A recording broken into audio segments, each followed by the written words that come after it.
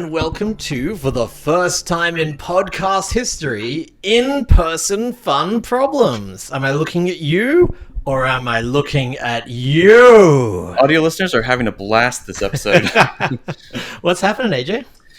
Today we're hanging out because you came to Canada to visit your family, and more importantly, me. Yeah, my family. You covered that. In fact, if you listen carefully, you can hear my son coughing in the background. You're good, Henry. Hi. How's it going? Good. Any follow-up? Nope. Hey, can you pass my coffee? That's unrelated to the recording. Okay. I forgot to get it before we started. I've been going to Tim Hortons, sponsor this podcast. Delicious, love it. If you're in Canada, you have to. It's not very good, but it's, I love it. I love it. AJ, what do you want to talk about today? I don't know. What do you want to talk about today? We're doing a mini-sode. We're doing a mini-sode. I suppose someone didn't look at the topics that I said. No, I was just trying to work out where to put my coffee without ruining your house. Gotcha. If you want. Okay, we got a whole bunch of mini-sodes. So let's start with strategy versus tactics. This one is not really a design tip so much as just like a good, I guess it's a tool.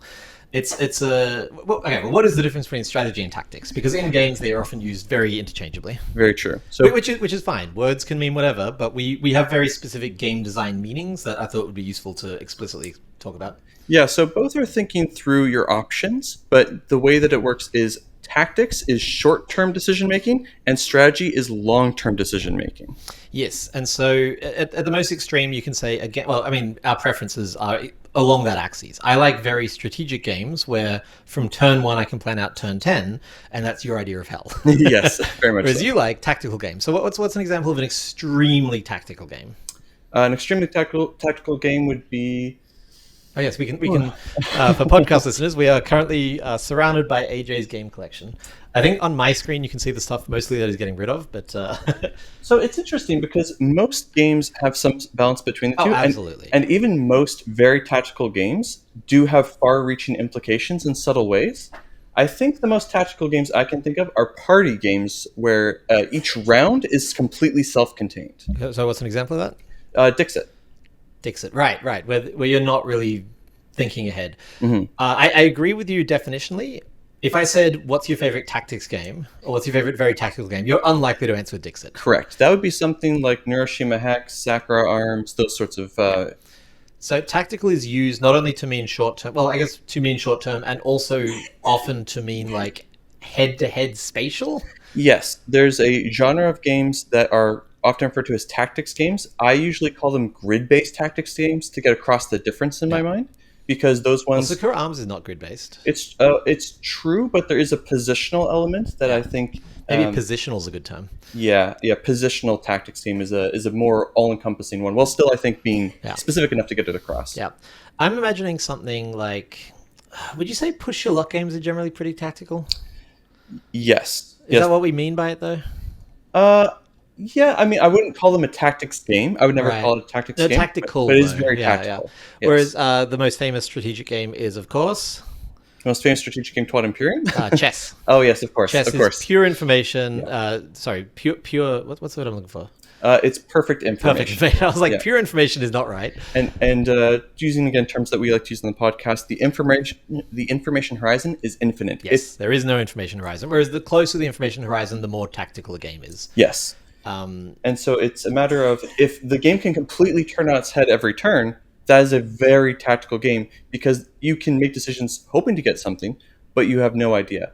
I think some games like Captain Flip would be an interesting example of one where it is a very tactical game, but the way that you can play that game well is by playing strategically. Yes. And I think you said this, most games have a mix of the two. Yes. It's very rare. Like chess is an example of a pure strategy game. Mm-hmm. And something like Diamet is maybe pure tactical, like push your luck kind of stuff often is. Yep. Where you just don't have, like, you have no information, then a thing happens, then you have a whole new set of information to deal with, and you can kind of ignore what happened before, and you can't really think that far ahead. And maybe you enter a game of Ink and Gold or Diamet being like, I'm going to hold on for 5 turns, but you shouldn't. Yeah. That's not a good way to play. It's not the ideal way to play that game. An interesting example of that is Flip 7, which I think would be improved if it was purely tactical. But the way that it works is the cards don't reshuffle every round. They get reshuffled only once the whole deck goes through. And Really? And apparently the point of that is for card counting to make the game more strategic. So you can say, well, I've seen a bunch of X cards come out in Oh, previous Blackjack. rounds. Blackjack is Oh, yeah, a of pure course. tactical game. Genuinely, purely tactical. Especially Casino Blackjack, which literally does not have card counting because they shuffle so many decks together that you can't realistically card count. I think Yeah. they've made it so you literally can't card count. You know what's funny is the only strategy in that is above the table strategy, Yes, where it's like, yes. oh, I know Peter always does this, so Although against the dealer, you can't do that because the dealer is programmed. That's true. And most casinos blackjack, again, is against the dealer. The other players don't matter. Very true. Two more thoughts on this. One is what's the skull dice game? Not skull. The Bang the dice game. bang the dice game. Yeah, that I would say is purely tactical, right? Not quite, not quite. I think there is definitely strategy there in terms of how many arrows you're taking and the risks that you want to take with those sorts of things. And in terms of who you want to attack, that's very strategic. because Right. Yes. The, Yes. the HP carries between rounds, and if I attack you, that lowers you. That means that other people will be able to finish you off. So there is some, but it's very minor. And again, almost every game has some of both. Yes. It's very rare for a game to have like That Time You Killed Me is a combinatorial abstract, and those are almost definitionally pure strategy. So this is what they mean. How is this useful for a designer? I think part of it is knowing. It's sort of like the structure versus content conversation, where just knowing the terms and understanding what you want to make and how to make it. And I think that the target audience also really defines whether or not you want a game to be tactical or strategic. That's what I was going to say. So AJ and I famously have almost exactly opposite tastes, and so co-designing is really interesting because we talked about this. I talked about this with Tim Armstrong. You have to love a game to design it well, and so we both have to love the game. Which, having opposite tastes, is really challenging. The Cardboard Edison, Suzanne and Chris, they also have really dissimilar tastes, and they always design as a duo. So again, they go through 40 game design ideas to find one where they're both excited about it, and that's when they know they have something if they both like it. So I tend to design to strategy, you tend to design to tactics. Yes. Which is completely legit. There is nothing wrong with picking not a niche, but like picking an audience and designing heavily to that audience, especially if you are in that audience. But if you want to have that broad appeal, something like Azul is an amazing combination of strategy and tactics. Yeah, that's a very good call out. I think, or Neuroshima Hex actually is a real or a lot of those tactical positioning games really do combine the two. Like you can't ignore one over the other. and it's very important too for design for skill levels. Typically speaking, thinking strategically is much harder than thinking tactically. If you think about it, just like if you see some stuff in front of you and you're like, what's the best thing that I can do right in this moment? That's not as hard of a decision as to think through, well, what if I do this, then what's my opponent do, and then what does it do to me back and forth? So if you're designing the game and you want it to be very accessible, you have to make sure that tactics are the primary thing. But if you want to increase the depth of a game, then you want to make sure that there is some strategic element to it. And actually, I think the last episode we recorded was Daniel.games, and he had I'd forgotten some of the advice, the really excellent advice of making this turn tie into the next one, tie into the next one. That's strategic design. Yes. And I had another thought, but it's gone. So let's move on to our next minisode topic, unless you have anything else. I think just a little bit more. When you're designing for tactics versus strategy, if you're designing a light game or a family-friendly game, I think you want to be primarily tactics. Yes. But I think Uno. Right. Uno, again, every game has a little bit. Uno, I'm like, I might store a card until the end, knowing that's something. But like, I guess the thing about Uno and family games is that they can be played completely tactically. Yes, that's Whereas the important you thing. can play chess completely tactically, but you're gonna have a bad time. Yeah, and if you're in mixed company, you're playing a game with kids, the kids can play tactically, and if there's some strategic element to it, then the parents can enjoy that element of it, and you can play together. And I had one more thought too, but I think I might have lost that one. Maybe we'll come back to it later. Hey, how's your battery looking? We are running on fumes here, so we're constantly doing battery checks. I'm doing good, 74%. We're doing great. Amazing. The next one I was about to say rulebook writing with Jeff Fraser. That's obviously not a minisode. Okay, games where you score once at the end. This is something I encounter a lot and I think about a lot. Do you know what I'm talking about here? Yeah, so board games where you don't get any points over the course of play. You play the game, then you stop, and then you spend 5 minutes counting numbers. Doing all your scoring. And that's, I think that's a legitimate form of design. That's totally fine. A lot of people struggle with that kind of game because they get no feedback. And we've talked about feedback before. And so what I've seen most games of that type do, or even what I've advised a lot of people who are designing that kind of game to do, is ideally a third of the way through have a mini scoring round. So Galaxy Trucker is a very extreme version of this, where you've played Galaxy Trucker. I have. So Galaxy Trucker, you build a little spaceship out of parts, and hello, you're over here too. You build a little spaceship, and then you go on a run, and you try to deliver stuff, and you most likely will explode. And at the end of it, you're like, I know everything I did wrong. In the original game, you did that 3 times, and each time it escalated. So first time was a little ship, then a bigger ship, then the big ship. The new one, I think you have the option of doing it multiple times, but they've kind of switched it to just one type, which I think it's short enough that it's okay. But I like the structure of the old one better, where a third of the way through, you're like, okay, now I know how scoring works. Let's go. I just played a prototype. I won't name it, but it's going to be on Kickstarter soon, and it's a very intricate, weird, complex scoring system, and it's like a 30-40 minute game. And at the end of it, everyone was like, but we didn't want to play again. It was too long to like play a second game. And I want that moment 1/3 of the way through, I want it 33% of the way through, not 100% of the way through.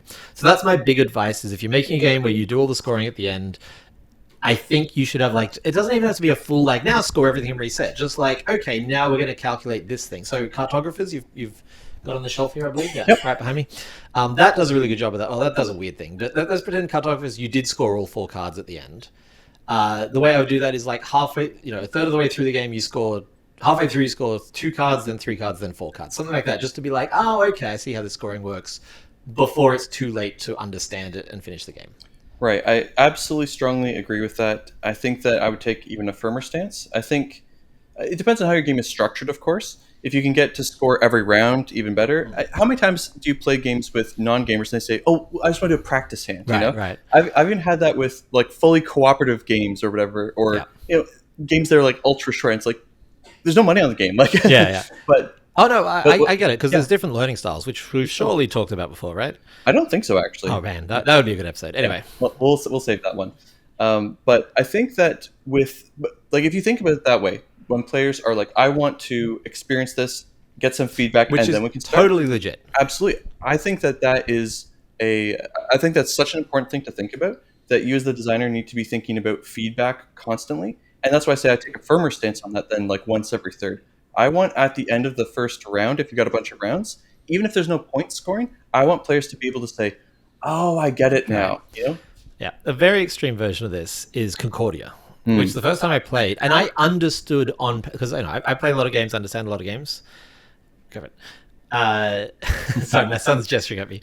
I understand a lot of games.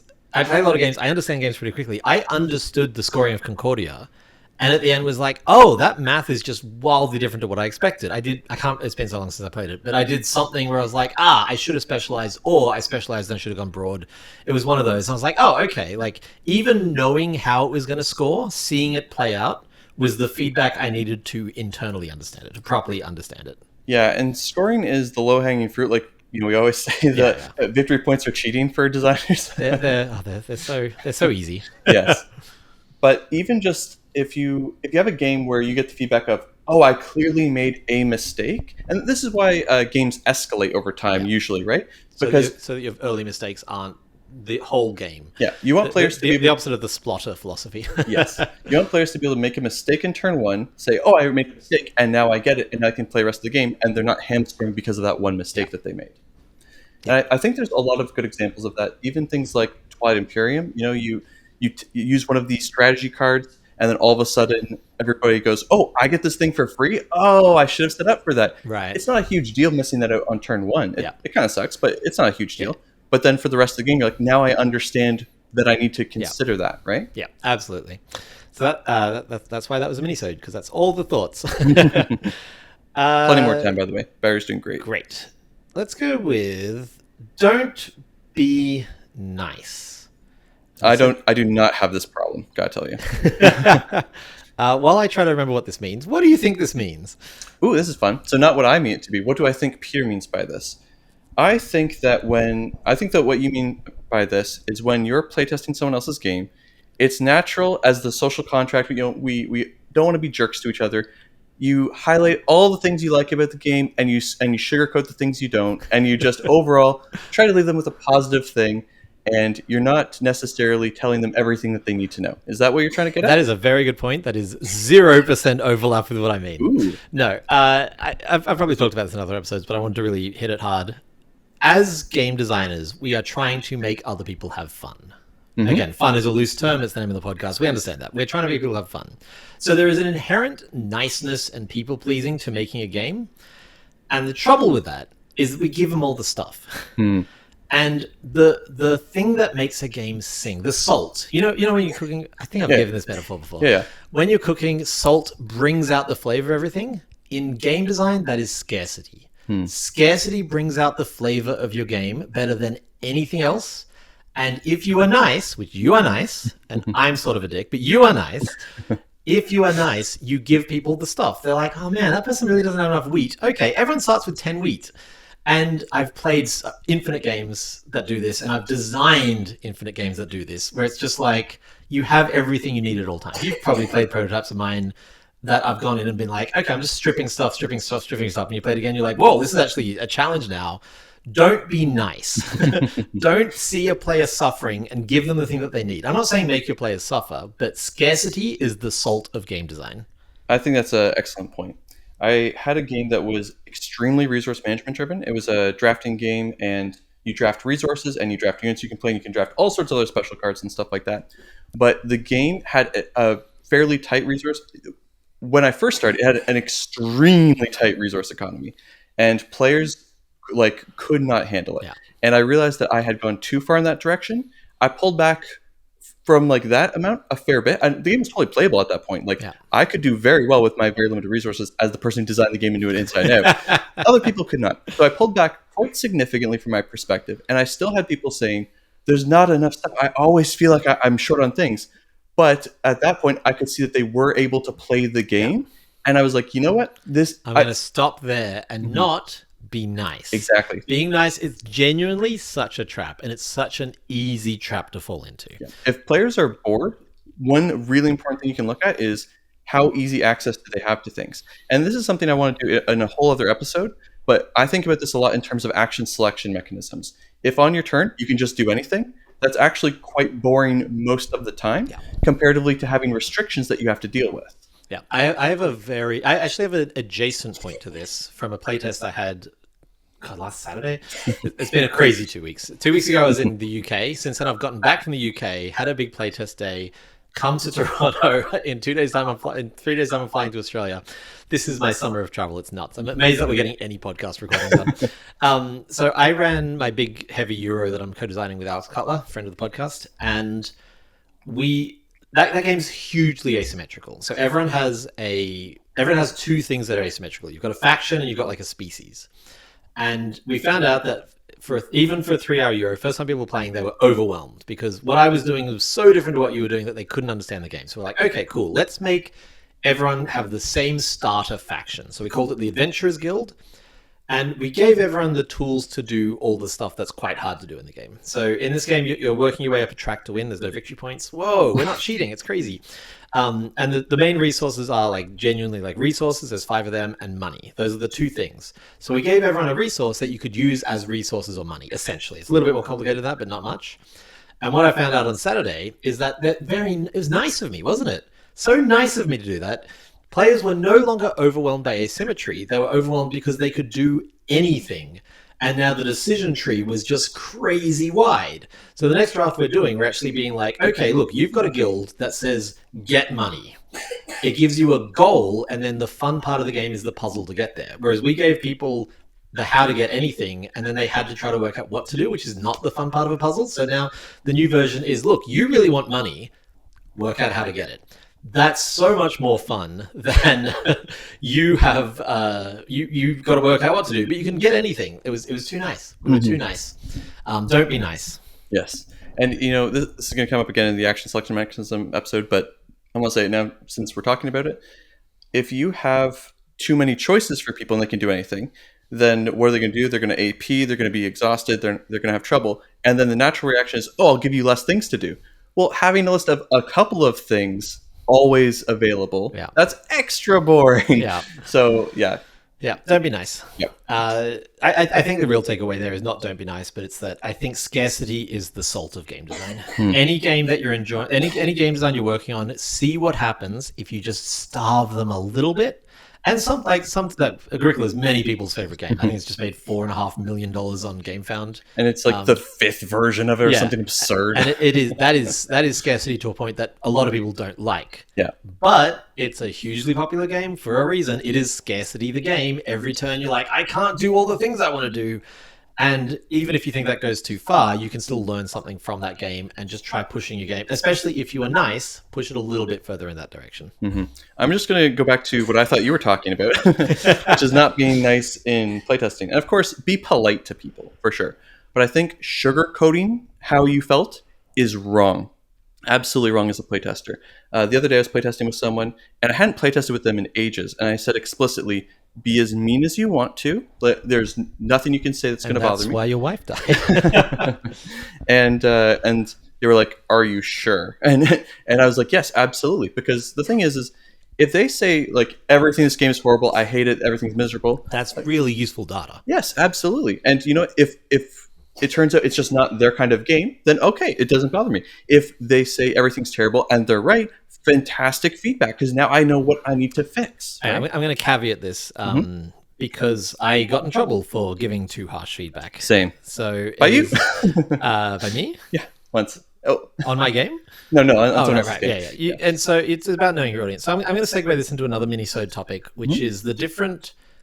This might fall under unhelpful advice. The different levels of feedback I give to designers based on where I assess they are. Right. So if someone is a brand new first time coming to a game design night designer, I don't jump in and like deconstruct why the game doesn't work. At that point, it's about encouragement. It's about little tweaks that they can make. It's about obvious bad moves. So the one that I often see and the one that I personally really dislike is when a turn undoes another player's turn. Yeah. I just find that really unfun, where it's like, I'm going to do this. And you're like, cool, I'm going to play this card that undoes that or cancels your turn. And the line I always use is, hey, before I sat down, I was not playing your game. Don't sit down and also have me not play your game, because I can do that at any time. While I'm here, I want to be playing your game. And if you're throwing out cards that are like, haha, Peter doesn't get to play the game, cool. I was already doing that. You don't need me here. That's the kind of feedback I give to a brand new designer, and then encouragement and stuff like that. At the very other end of the very other extreme is someone who is a professional designer or like has multiple signed games or something like that. What's up? Like a note. Like a note? Yes. Okay, so Henry is interjecting with his thought, which is games that just I call them nope cards often, where it's like, I'm going to do this cool thing. Nope. That's what it's literally called in Explain Kittens, right? Oh, nope. Yes. Exploding Kittens gets away with it for various reasons because it's often targeted attack, so it's a defensive card at that point. Twilight Imperium has it for the same reason. Yeah, there's no like proactive thing you're doing except manipulating, not drawing the kitten effectively. Yeah. And so and like taking cards from other people and all that kind of stuff. So it's not really undoing the thing, but it is in the similar category. It is a very good example, Henry, for sure. Yeah, absolutely. But it's more like in a building game, or like in a like you said, proactive, constructive game where it's like, oh man, I've got all the stuff for my combo. Nah, it's like, well, why did I get all the stuff for the combo then? Why am I playing this game? And then the very other extreme is someone who is a professional, semi-professional, or has multiple signed games. At that point, I'm not even caring about the content. I'm often not caring about the structure. I'm at the top level of just concept, where I'm like, hey, this concept, I don't see why this would get signed. Like at that point, I'm not going to micronote. Sometimes I'll micronote a game if something comes out, or if it's amazing, I'll micronote a game. But often the negative feedback I'm giving at the very highest level is just come up with better core ideas. Not like, oh man, this card's slightly imbalanced. If I really didn't like a game, I could sit there and be like, yeah, you should tweak this. But more likely, and I've given this to multiple people, it's like, you don't have a sexy hook. You don't have a great saleable hook. And I know that you are not only capable of coming up with one, but also delivering on one. So this ties back to what you're saying about don't be nice. If they're new, do be nice. Like genuinely, if they're a brand new designer who has never gotten something out, don't sit there and destroy their game. I got in trouble at a playtesting event at the start of this year because someone had said multiple times, I'm a professional, I'm a professional, I'm a professional. So I gave them professional level feedback. Right. And they went away and made a complaint about me because they were like, he was unfriendly and I don't ever want to come back to this playtest thing again. And I felt awful because I don't want to make anyone feel unwelcome. But if you're asking for professional level feedback, I'm going to give you professional level feedback. Absolutely. Absolutely. The lesson I learned from that is the more someone says they're a professional, the less they are probably a professional. Yes. Yes. It is an industry driven by egos in many ways. Yeah. Yep. Says the holder of the ego. I've got a pretty big ego these days too. Actually, that's the line I use. To back to your original point of don't be nice, is when someone's umming and ahhing about feedback, I'm like, look, this is my job. I don't have any ego attached to this. Yes. Like, I want to improve as a game designer, and I want this game to improve, and that'll only happen if you are completely honest. Mm-hmm. And I can tell you, like 8 years ago, I was not that good at taking some feedback that I really wish I had. I think I've told the story of Dracula's Feast. I think I actually told it very recently, where they were like, look, this feels like it should be a party game, and it's not. And I was like, you're not getting it. It's not for you. And now, like 10 years on, I'm like, yeah, they were getting it. They were more right than I was, and I should have listened. Yeah, just when we're talking about feedback, one thing that I had... Oh, you want notes on your hosting? Okay, so... you can give me notes, but we'll save that for the fun part. Because I assume they're all compliments. Recently, I was playtesting with someone who I hadn't playtested with in a very long time, and after I took the feedback and everything, they were like, wow, you're so much better at this now. And the last time I playtested with them, in my defense, was like way pre-pandemic. So it has been a very long time. Before the podcast. Before the podcast, even. And my really bad habit that I don't do anymore, except with very specific people for specific reasons, is when someone says, I think X, if I know they're wrong, and like legitimately, I know that they're wrong, I will explain to them why they are wrong. And that's not a good thing to do. That. Yeah. Not a good thing to do. I will, again, I'm going to caveat all the caveats. Yes. I do that with you, with a professional designer. That's what I said, with specific people with specific reasons. If you're sitting with literal like professional designers or people who really know what they're doing, explaining why you went down that path and why it didn't work is useful for them and for you. Yeah. Because sometimes you'll explain that and they'll be like, well, actually, no, that path doesn't apply anymore because of, like, we've run into this with Pesticide, the game that we're going to mention every episode from now until the end of the show. Because we've been like, well, no, it doesn't work for this reason. And one of us will say it out loud and the other one will be like, oh, but that reason doesn't exist anymore. That's 7 builds old. And this is the downside of obviously being the designer of your own game. I just realized I'm blocking the whole camera with my body here. This is bad stage. That's a good body though. Oh, thank you. Yes, so don't be nice with feedback, except when you should be, except when you shouldn't be. Yep, and anything that you say that can be taken as argumentative is probably going to be taken as argumentative and defensive. Just write it down. Yeah. I know multiple designers who know that they are not good at taking feedback on the spot. So they write it down and they revisit it like a week later. And at that point, they're distant enough from it, they can be like, oh, that was a good idea. Yeah. The one thing I do sometimes is if somebody says, like, I think X is overpowered, or like this shouldn't, or this did this, instead of explaining to them why they're wrong, I'll say things like, did you consider trying this strategy? Which, is the strategy that I know would have succeeded. Right. But like this, I'm legitimately asking because I want to know, did it not seem good enough to them? Right. Because if it doesn't seem good enough to them, then it doesn't matter if it's the right strategy because no one's ever going to use it. Yeah, we run into this all the time with our game where I'm like, I don't think I can do anything. And you're like, I think you, or vice versa. I think you can do this. And it's like, yeah, but it doesn't seem fun. Yeah. Like sometimes the best move is just not do anything for 4 turns. That shouldn't be the best move. Absolutely correct. Sometimes it is. We played a game recently where I stayed still for 3 turns in a row, and you were so bewildered, and I was like, I'm bamboozling him. Just before we move on to the next one, I have one more on the one to want to go, but you go. I was going to talk more about levels of designers, so you can go ahead. Yes, and I want to touch on that. The back to don't be nice. And this is something, again, I don't know if we've mentioned before. If you're getting the note of I didn't have enough to spend my money on, most likely the problem is that you have given people too much money. Yes. Not that you need more stuff to spend it on, it's that you have too much income. Yep, increase prices or decrease the amount of money you get. Yeah, ideally decrease the amount of money you get. Yeah, low numbers are good. Yes, low numbers are good. Level designer. So yeah, the 2 extremes are the brand new one and the professional. And then in between, like, I try to, and I've been doing this for over a decade now. So feedback is the thing that I am best at.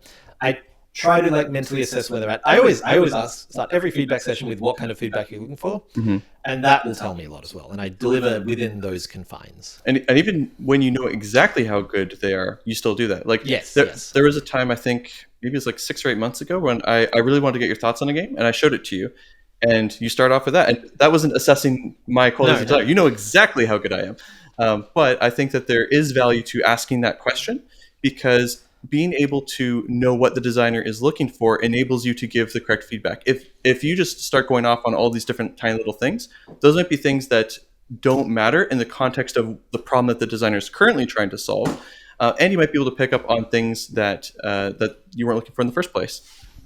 Do we have another topic we want to pivot to? Do you have time for another topic? I've got time for another topic. How about we go with emergent strategy? That sounds fun. We just defined strategy. Oh, okay. That might be a long... let's do it. I don't know how long it is. That's why these are minisodes, because I'm like, this could be 2 minutes, or it could be 30. What is emergent strategy, AJ? Emergent strategy, as I would define, but I'm curious if you have a different definition in mind, is strategy that comes as a result of other decisions that are made during the game and interactions between game components, as opposed to something that's a bit more like prescribed at the start of the game, or like... Yeah, so that is a more correct definition than what I want to talk about. Okay, please. No, you are 100% correct, and that is an interesting topic. I'm specifically thinking of the moment when a player feels smart for discovering a strategy that wasn't prescribed to them. So you are correct, but I'm zooming in on that concept to that moment when someone's like, oh, I can do this.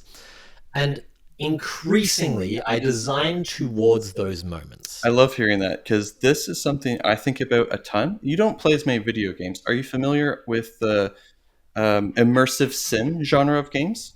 I am not. So this is a genre of games that I want to love, but I keep getting disappointed. Basically, the whole concept of them is emergent strategy. That is emergent strategy, the game genre. And the way that those work is they are very systems driven. Yep. You have all these different systems that can interact with each other. And a lot of the fun of the game is in trying to figure out how to connect those different systems in order to get results that you wouldn't otherwise expect. So probably the most popular one would be the new Zelda series, the Breath of the Wild and Tears of the Kingdom. Yep. Where in that one, you can just go punch someone or whack them with, say hi to Henry, listeners. Do you want to say hi, Henry? Hi. Thank you. What do you think of this topic? I like every topic. Oh, that's a spirit. What a show. So in Breath of the Wild, Tears of the Kingdom, you've got a lot of these different systems that can interact with each other in different ways. As an example, metal is in the game is made of metal, which conducts electricity. Metal is made of metal? Yes. Wow. These guys, write this down, listeners. So in a thunderstorm, there is lightning. And if there is metal, it will attract towards the lightning. So if you see an enemy, what you can do is you can drop a weapon, run away. They will pick up the weapon if they don't have one, and then they'll get struck by lightning. That's very cute. And so these types of games are absolutely fascinating. And those moments of discovery from the systems are some of the most rewarding I think you can find. But I find whenever I play those games, those moments are so few and far between. But definitely on my bucket list of games is to make a game where those types of emergent systems happen a lot. It's very, very, very hard to design for. And by sort of definitionally, if they're trying to discover something, you don't want to lead them into it too much. But there are so many different things you can do with that system. I'll give one more example from Breath of the Wild that I think is really fun. So in Breath of the Wild, you can chop down trees. And if you chop down a tree, it'll fall away from you, and then it's a log. You can use the log for a bunch of different things. Time you killed me. Yeah. You can roll a log. So you can roll it down a hill, and then it'll roll down and smack into some people and cause them damage if you don't have an attack and you're uphill. Or if you chop down a tree and it falls away from you, it could fall directly in between a gap, and now you can walk over it. Or you can chop down a tree and roll it into water, and the wood is going to float, so you can use it as a wrap. There's so many little interactions like that. I'm glad we're talking about this, and I'm sorry to rant so long. No, that's all good. So I could help Henry plug in a phone. To be honest, that's why I kept going with examples. Yep, I love it. Henry, you good? Yeah. All right, so what do you want to talk about with emergent systems? So, sort of what you're talking about, and I want to, as a designer, I'm increasingly setting those up so people can find them and feel like they discovered a thing that I didn't set up.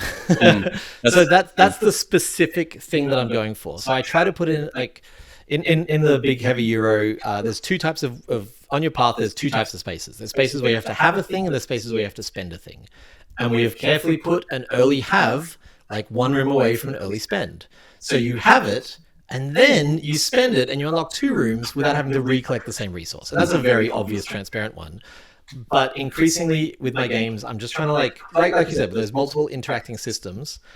I'm trying to set up a thing so that people can discover that lightning metal thing, but not by accident. I'm trying to seed it in so that they make that discovery early, and then they're like, ooh, and they go looking for other stuff. Pesticide. The butterflies is one of the factions, and all of their caterpillars are designed to work with multiple other caterpillars.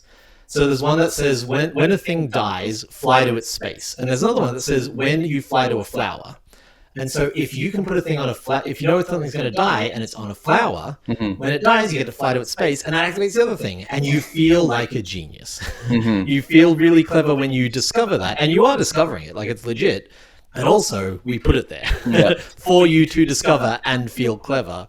And be like, oh, maybe there's more of these, and there are, and there's a lot of them, and so you can unpack them. And I think hinting towards those for players is something that's like super, super interesting to me as a designer. I love the idea of guiding players in subtle ways, and we have one of those in the game. Do you know what it is? You actually put it there. Oh, did I? I mean, I'm obsessed with this, so I'm not surprised at all. So, the handicap card. Exactly. Yes. Do you want to explain that? Yeah, so we recently added a new benefit handicap system if you're playing with players of different experience. So if I was playing against Henry, he would get the boost. And then I would also take a detriment card, basically. Yep. And the detriment card for the butterflies is you can't move your caterpillars onto flowers. It's my name, basically. If you're going to talk, you got to talk into the microphone. Is my name what you just said? Yes, Or... yes, you are the Henry I'm talking about. Oh. I said if I was playing this game against you, I would probably beat you, so you would get a handicap card. Okay. And so we made it that your caterpillars can't move onto flowers. And at a glance, you're like, well, why would I care about that? And then it starts to lead you down the path, etc., etc. So exactly. In as many games as possible, I'm trying to put that in, and it gives people those feel smart moments. Guild of Merchant Explorers is a game that we've talked about multiple times because every one of those superpower cards, like you just feel like you're breaking the game, and that's the ideal. Is if you can set up one of these combos that makes people feel like they're breaking the games. And we talked about this in the last annual Games episode. Set something up, not that by itself breaks the game, which was his advice, but in combination feels like it breaks the game and is balanced, and you get to feel like a genius. That's what I mean by emergent strategy. See, it's interesting because that doesn't seem like an example of emergent strategy to me, of just like a powerful card that's exciting. To me, No, I'm saying not that. I'm saying when it's a combination. And would you say synergies are emergent strategy? Yes, yeah, absolutely. Cool. Especially like if you have one that's called the Carpenter Shop and another one's called the Carpenter, that's not emergent. That's signposted. Yes. I'm trying not to signpost them. Yeah, like Pierre said, the goal is for players to feel like they've discovered something on their own, and having you guide them, which I think is also generally good puzzle design, right? Yes. Where you want to. Oh yeah, absolutely. I'm halfway through. Cracking the Cryptic is the YouTube channel I made the Sudoku books with 5 years back. And I kind of took a few years off. Then I met up with them in London, had a great time, had dinner with them. And so I've been kind of like, I wouldn't mind getting back into them. And a few weeks ago, 2 months ago, Simon did a 4-hour video. Wow. A single puzzle took him 4 hours. The first hour, literally an hour, most of his videos are less than an hour. The first hour was him discovering the emergent strategy of these rules. The rules are like 4 sentences. But from that, if you're really good at Sudokus, which he is, and you know you're going to a really hard puzzle, which he did, you realize that those 4 rules aren't like, he spent the first hour like having a nervous breakdown, being like, there's no way to start this puzzle until he worked out like 7th level logic that unpacked the whole thing and then spent 3 hours solving the puzzle. So it was an hour before he could even start solving the puzzle. And it's a beautiful, beautiful example. My Sudoku Faulty Towers, which is like my best known Sudoku, I made it for John Cleese, and that is a really fun example of emergent strategy where you sit there and you're like, I can't do anything, and then you start to puzzle it out, and you're like, oh, that means this, and that means this, that means this, and then you're off to the races. Do you have another example of emergent strategy that from a published game? Yeah, we just said our game. We just said a Sudoku puzzle. I feel like these aren't like super accessible examples. Yeah, I'm trying to think of what. There's also some kind of like rules lawyering where it's like, oh, because of this like specific system, So I'll give one example that I think is very, mechanical and less like that. And I'll try to think of a better example while you do. Love it. So in Sacre Arms, the game I love talking about, which I could pull off the shelf if I wanted to, but I'm not going It's to. not on the shelf. It's beside the shelf. That's my extras. That's your second Sakura Arms? I used to have 4 sets, believe it or not. But yeah, so I don't believe it. in Sacre Arms, the way that works is when you lose life for any reason, it becomes mana, right? Yeah. And so when you need to reshuffle your deck, you are going to have to lose 1 life in order to reshuffle. That's sort of the game's timer. It's forcing the game towards an ending. And so if you have a situation where you need 1 more mana to cast a spell, thank you, Henry. Here's Sacre Henry's Arms. found it. Thanks, Henry. That's great. Henry's phone has died, so he's not entertaining himself anymore. Yeah. So in Sacre Arms, like I was saying, if you need to reshuffle your deck, you have to spend 1 life in order to reshuffle, but you don't have to do it at all. And so because you can choose when you do it, it doesn't have to be when it runs out or whatever, you might say, well, listen, my deck is still pretty full, but if I had 1 more mana, I could cast this spell. Cool. I will intentionally take this damage to reshuffle my deck early, then have that mana over here instead. Yeah. So super mechanical example, but as soon as someone does that for the first time, it feels pretty clever. I found an amazing example. Okay. It's amazing because it's not an engine building, it's an oppositional example. Okay. In Root, the Eyrie, what are they called? Eerie, I think. The birds. The birds have a little programmed set of movements that they have to do. So it might be like you must build on leaf or whatever the icons are, and then you must on forest, then you must battle on field, then you must do this. And the more they can stack, the bigger their turns are. But if at any point they can't do one of those things, the whole system collapses and they start again. It's brilliant. It's one of my favorite game designs. And if you're going against the Eyrie and you notice that they have must attack on forest, then you realize you can leave them nothing to attack. You can retreat from every forest space and they will collapse because there is nothing to attack. And it doesn't say that in the rules anywhere. It doesn't say, by the way, here's a tip. That is emergent strategy that I discovered and you probably discovered when you played it. And you just go like, oh, I'm a genius because I found like a way to... And, Cole Worley's a genius. He obviously knew that was in there. He obviously put that in deliberately, but it's not spelled out anywhere. And you get to feel, maybe it's in the rules, I just didn't see it, but you get to feel so, I'm prepared for the YouTube comments. Actually, that's in the, you feel so clever when you work out like, oh, I'm going to take your strength and turn it into a weakness and make you collapse. And is that a that's a very good one. Yeah. All right, I think we should probably wrap up here. Yes. So let's do a pub tip. Henry, can you mute your phone, please? Thank you. So one that I do increasingly is sort of contradicts my last week, which is that last week I was talking about putting everything in bags instead of boxes, or whenever that was 2 weeks ago. If I do a box, I will always have a little like custom printed box front. So I just use ChatGPT or Midjourney, but you can just scour the web for something and just like put your game's name on it, put an image on there, put it on the front of the box. And it's just a nice way of being like, what are you playing? You can kind of point to a thematic image that gives you an idea of the game.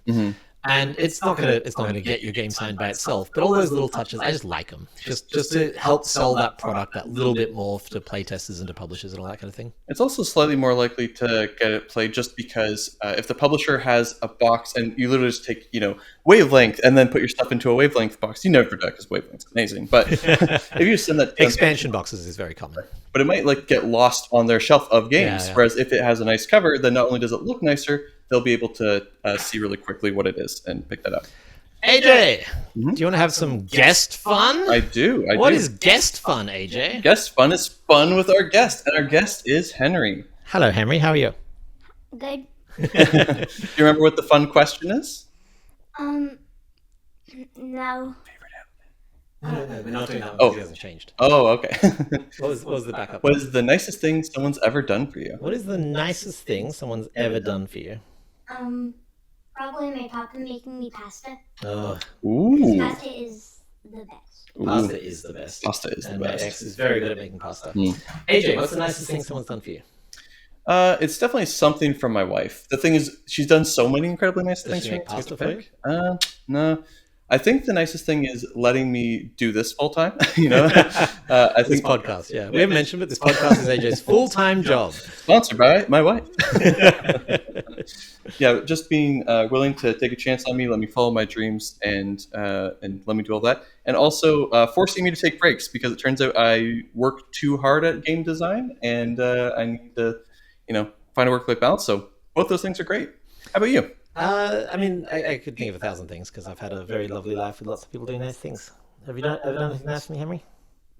Eat you? No, you did not eat me. I am uneaten. For me, I think I got a gift from my BFF, Nicole.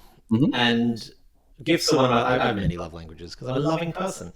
And she bought me a Stream Deck. Do you know what this is? Mhm. Not a Steam Deck. Yeah, a Stream Deck. Stream Deck. Yeah. And so it's this little thing with the LED buttons. I use it every day. Like it has transformed my workflow in the best way. I love it. I love it. I love it. And I think I'd seen them before, but been like, I don't stream, so it's not for me. And she went and bought me one and mailed it to my house. And it just immediately, like, I felt very seen. I felt like she really got me and she gave me the gift. And I've had many gifts from many loved ones that I'm just like, man, this is not like a token or whatever. This is a thing specifically for me that shows that you get me. Mhm. That would be mine. That's very sweet. Yeah. AJ. I love how you forgot how to end the podcast. Yeah, how do we end the podcast? I came to say how to end the podcast. We end the podcast by saying goodbye, everyone. Bye.